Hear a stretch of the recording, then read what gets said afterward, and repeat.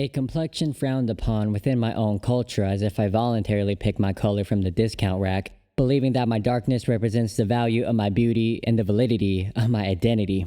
Unfortunately, whether your tan is mama's lumpia or light as steamed rice, disappointment of the skin is an everlasting vice, as an underlying issue among descendants of the Philippines, stemming from a vine bearing these fruits of insecurities, fertilized by musket wood and devils forcing us on our knees. Point blank, we're trained to fear color as colored people ourselves, melting in a pot of rice, yearning smoky cries of help. Generation to generation we obeyed and never looked back, as prey to the devil, continuing to be preyed to his trap full of fears ingrained in our heads for hundreds of years, trained to stay out of the sun to avoid feeling inferior, and so I learned just that. Sos my Dios, you too dark, manero kaya my geet, head defeat, meddling and melanin, complimenting my eyes, my T-shades, bold enough to knock mighty packet out of the rain, cocoa brown skin, dripping considered too bittersweet, infecting society with beauty's cavity is called complexion.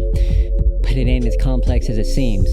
Nature's oak trees and daisies wanna grow without the charity of the sun, yet we're taught to avoid the shine of the bullet shot by nature's gun. The sun penetrating the silky skin of a group of people taught to gravitate towards the lies bolstered by colonizers, misinformation passed down generations to make us feel disempowered, a whitewashed mentality that is still stuck on our brains, or should I say, stuck on our skin.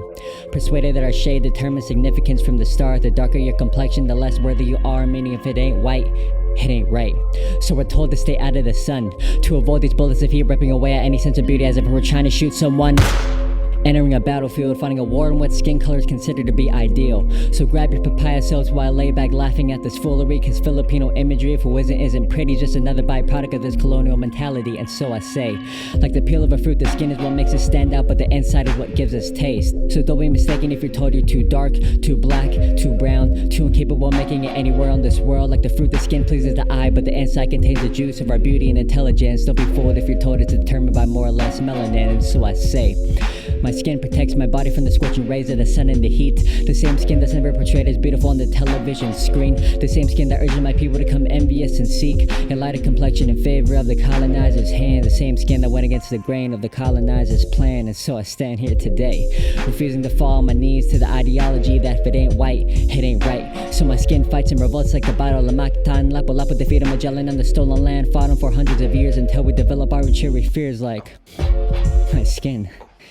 And the mirror reflects a Filipino face judged by his shade, but for complexity's sake it shouldn't be that way. But we're locked in a cage forged by the same slaves to this misconceiving parade of false validation from the musket wielding devils who try to conquer a nation, but as public enemy proclaim, they'll take a nation of millions to hold its back. White, brown, or black, it's all beautiful to me.